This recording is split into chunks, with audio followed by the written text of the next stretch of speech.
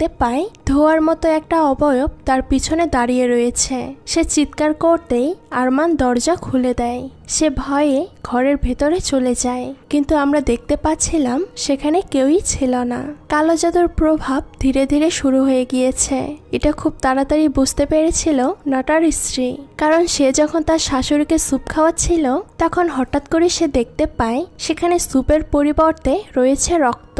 যদিও সে এটা দেখে ভয় পেয়েছিল, কিন্তু সে বুঝতে পেরেছিল যে কালো জাদু কাজ করা শুরু করে দিয়েছে। তখন সেখানে নাটা আসে, আর তার অসুস্থ মা সেখানে কিছু একটা দেখে যেন ঘন্টা নাড়াচ্ছিল, কিন্তু তারা সেখানে কাউকেই দেখতে পাচ্ছিল না। তো সেই দিন রাতে আমরা দেখতে পাই নাটা আবারও সেই কবিরাজের কাছে যায় এবং সেখানে গিয়ে সে আমিরুল্লাহর পরিবারের ছবি আর চুল সংগ্রহ করে কবিরাজকে দেয়। কবিরাজ তখন তাকে বলে আজকে কালো জাদুর দ্বিতীয় ধাপ শুরু হবে এবং এটা করলে আগামী 4 দিনের মধ্যে তোমার সম্পূর্ণ পরিবার শেষ হয়ে যাবে। এটা বলেই সে কালো জাদু করতে শুরু করে। এরপর ছবিগুলোর পেছনে রক্ত দিয়ে কিছু মন্ত্র লিখতে থাকে এবং একটি পাত্রের মধ্যে কালো জাদুর জিনিসপত্রগুলো রেখে সেটা নাটাকে দেয়। সে যেন সেই ওয়াকফকৃত অর্থাৎ দান করে দেওয়া জমিতে সেটা গিয়ে পুঁতে আসে এবং সে সেই রাতে সেটাই করে। নাটা ওয়াকফের জমিতে গিয়ে সেটা পুঁতে দেয়, আর এদিকে সেই কবিরাজ তার সহকারীকে নিয়ে কবরস্থানে চলে যায়। কিছুদিন আগেই কবর দেওয়া হয়েছে এমন একটা লাশ কবর খুঁড়ে সেটা বের করে কালো জাদু করা শুরু করে।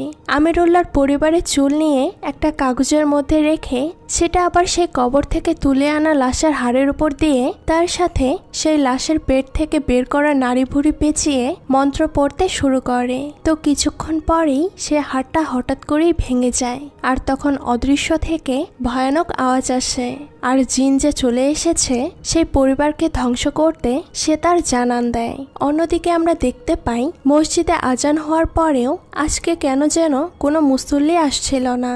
যেহেতু নামাজ আদায় করতেই হবে তাই একাই গিয়ে নামাজ পড়তে শুরু করে হামজা।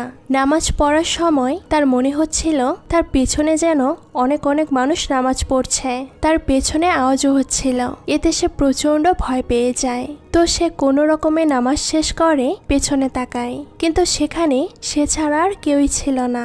কিন্তু সমস্যাটা তখন ঘটে যখন সে মসজিদ থেকে বের হয়ে দেখতে পায় সেখানে লাশ রাখার খাটিয়াটা অদ্ভুতভাবে নড়াচড়া করছিল এবং সেটা হঠাৎ করে তার দিকে উড়ে আসছিল, যেটা দেখে সে সেখান থেকে দৌড়ে বাড়িতে চলে আসে আর ঘরের মধ্যে এসে এক গ্লাস পানি পান করে। অর্থাৎ সে প্রচন্ড ভয় পেয়ে গিয়েছিল। তো এরপর তার স্ত্রী এসে তাকে জিজ্ঞেস করে তার কি হয়েছে, কিন্তু সে কিছুই